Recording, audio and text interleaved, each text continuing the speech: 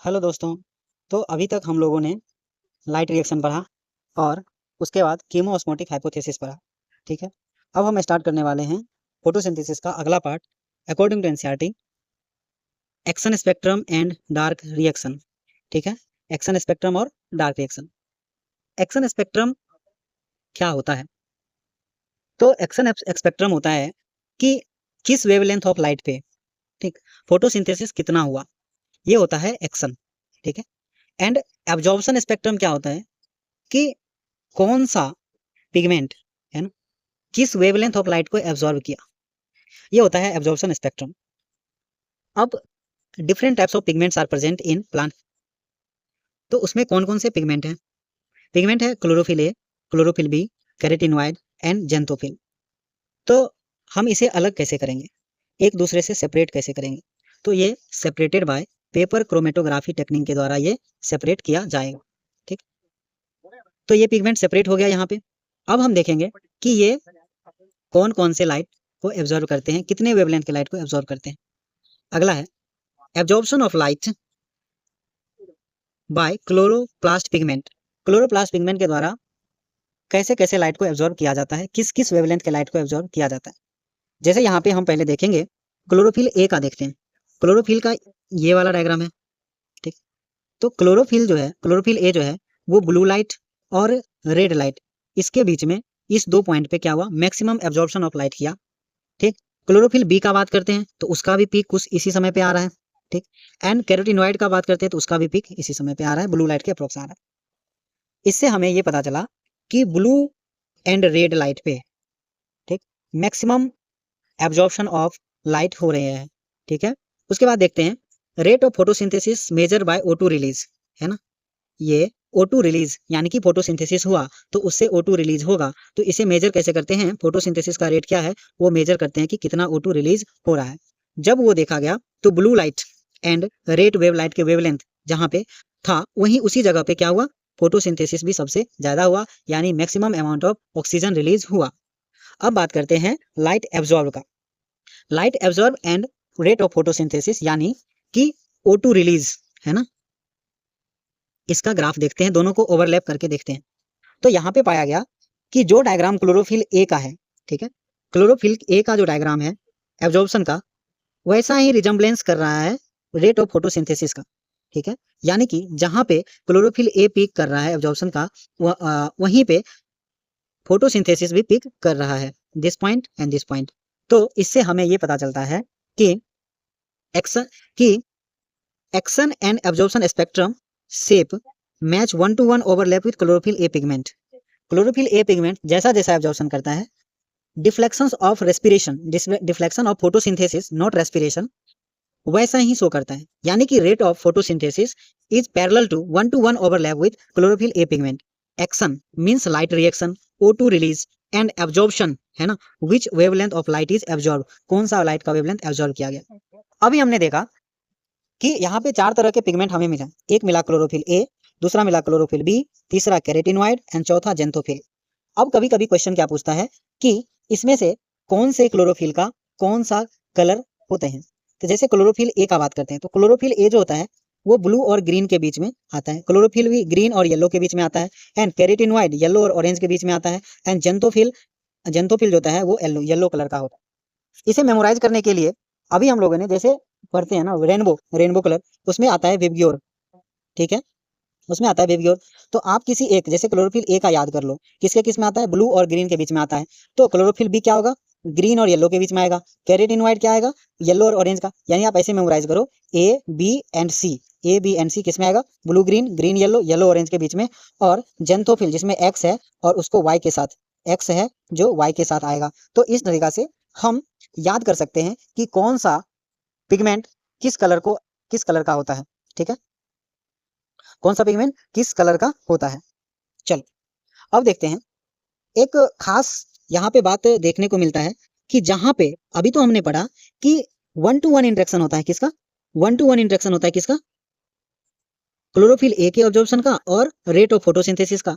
But यहाँ पे आप गौर करो, बट यहाँ पे गौर करो, यहाँ पे एब्जॉर्प्शन है कितना, absorption of chlorophyll is list, है ना। यहाँ पर क्या है, एब्जॉर्प्शन ऑफ क्लोरोफिल क्या है, लिस्ट है। Absorption of chlorophyll A list है, ठीक है। But photo synthesis occur, how, कैसे हो रहा है ये?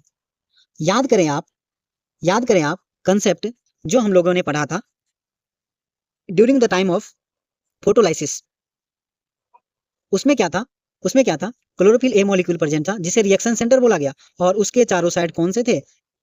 एंटीना प्रेजेंट था। उसके चारों साइड क्या प्रेजेंट था? एंटीना। और इसे क्या बोलते थे? लाइट हार्वेस्टिंग कॉम्प्लेक्स बोलते थे। ये क्या करता था? जो दूसरे वेवलेंथ का लाइट है उसे अपने लेके और रिएक्शन सेंटर को देता था। सेम वही चीज यहाँ पे हो रहा है। Absorption of light by chlorophyll A is negligible by action occur हो। क्यों एक्शन हो रहा है यहाँ पे? Here accessory pigment transfer energy to chlorophyll A pigment, so action absorbs, this is the reason behind this. अब बात करते हैं किसका? डार्क रिएक्शन का। डार्क रिएक्शन का बात करते हैं तो डार्क रिएक्शन अपने आप में क्या है? एक मिसनोमर है। डार्क रिएक्शन क्या है? मिसनोमर है। क्यों? इसमें लिखा हुआ है डार्क रिएक्शन, बट इसका ये मतलब नहीं है कि ये डार्क में होगा, ठीक है। ये एक मिसनोमर है। Depends on product of light reaction, ये लाइट रिएक्शन के प्रोडक्ट पे डिपेंड करता है, लाइट पे डायरेक्टली डिपेंड नहीं करता है। नॉट रिक्वायर्ड डायरेक्ट लाइट, इसे डायरेक्ट लाइट की जरूरत नहीं है। प्रोडक्ट ऑफ लाइट रिएक्शन का बात करते हैं। देखो, प्रोडक्ट ऑफ लाइट रिएक्शन हमने देखा जब नॉन साइक्लिक होता था इलेक्ट्रॉन ट्रांसपोर्ट, तो वहां पे क्या होता था? O2 का फॉर्मेशन होता था, NADPH बनता था और ATP बनता था। जब साइक्लिक होता था सिर्फ ATP का फॉर्मेशन होता था। यहाँ पे O2 बाय प्रोडक्ट के रूप में बाहर निकल जाएगा एंड NADPH एंड ATP का यूज होगा रिडक्शन ऑफ कार्बन डाइऑक्साइड में। नोट इन इवनिंग, अब देखते हैं शाम के समय। First light reaction stop then dark reaction stops until all product of light reaction not get consume. जब तक कि लाइट रिएक्शन के सारे प्रोडक्ट है ना जो कि डार्क रिएक्शन में यूज होने वाले हैं वो खत्म नहीं हो जाते, तब तक डार्क रिएक्शन चलता रहता है। डार्क रिएक्शन के बारे में जानेंगे कि डार्क रिएक्शन होता कहाँ पे है, उसका डिस्कवरी कैसे हुआ, एंड प्राइमरी CO2 एक्सेप्टर कौन है, सबसे पहले CO2 को एक्सेप्ट करने वाला कौन है, और उसमें कौन कौन से स्टेप पाए जाते हैं। सबसे पहले इसका लोकेशन क्या है डार्क रिएक्शन का? इसका लोकेशन वहां पे होगा जहां पे डार्क रिएक्शन का एंजाइम होगा। और डार्क रिएक्शन का एंजाइम कहाँ पे होता है? स्ट्रोमा में होता है, इन stroma of chloroplast, because enzyme for dark reaction available in stroma.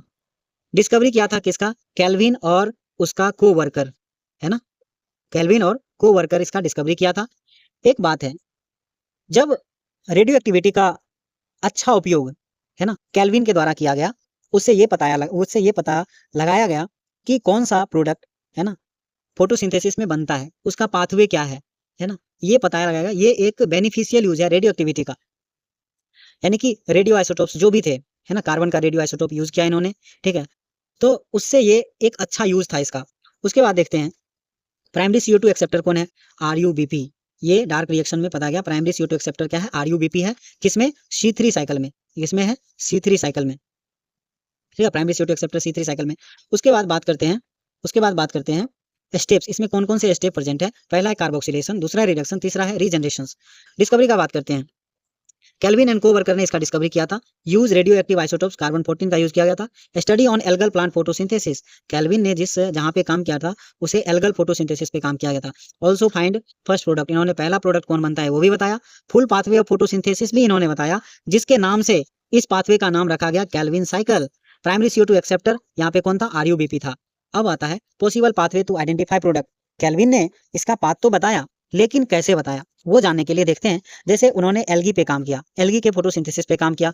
Algae के फोटोसिंथेसिस पे कैसे काम किया कि जब वो कार्बन 14 इंक्लूड किए, ठीक है। तो यहाँ पे क्या हुआ कि फोटोसिंथेसिस स्टार्ट हुआ, तो कार्बन 14 गया। 2 मिनट के बाद उन्होंने जो पाया, जो भी प्रोडक्ट इन्हें मिला उसका एनालिसिस किया कि हमारा radio active isotopes of carbon वो कहाँ पे है, ठीक है, उससे किस प्रोडक्ट में है। फिर 2 मिनट के बाद एनालिसिस किया, फिर 2 मिनट के बाद एनालिसिस किया, यानी कि ऐसे रिपीटेड करते रहा और करते करते पता चला कि इसका एक साइकिल बना, है ना, एक पाथवे क्रिएट हुआ कि वो रेडियो एक्टिव कार्बन कहाँ कहाँ पे जा रहा है। To find new product in which carbon 14 isotopes present, वो नया प्रोडक्ट क्या है जिसमें कार्बन 14 आइसोटोप्स हमारा प्रेजेंट है। First product of photosynthesis phosphoglyceric acid है। पहला प्रोडक्ट है किसका? फोस्फोग्लिसरिक एसिड, जो कि 3 कार्बन का एसिड है। Other scientist also found other first product, जैसे 4 कार्बन का एसिड ऑक्जेलो एसिटिक पाया गया। On the basis of number of carbon present in first product plant are C3 and C4, है ना। फर्स्ट प्रोडक्ट में कितने कार्बन है इस बेसिस पे प्लांट को C3 और C4 में बांटा गया। Finding the primary CO2 acceptor, primary CO2 acceptor का खोज चालू हुआ। As scientist know first product is 3 carbon, so they thought primary CO2 acceptor might be 2 carbon, है ना। उन्होंने उन्होंने ऐसा सोचा कि प्राइमरी CO2 एक्सेप्टर जो होगा वो 2 कार्बन का होगा, क्योंकि फर्स्ट प्रोडक्ट जो होता है वो 3 कार्बन का है, ठीक है। इन रियलिटी लेकिन बाद में पता चला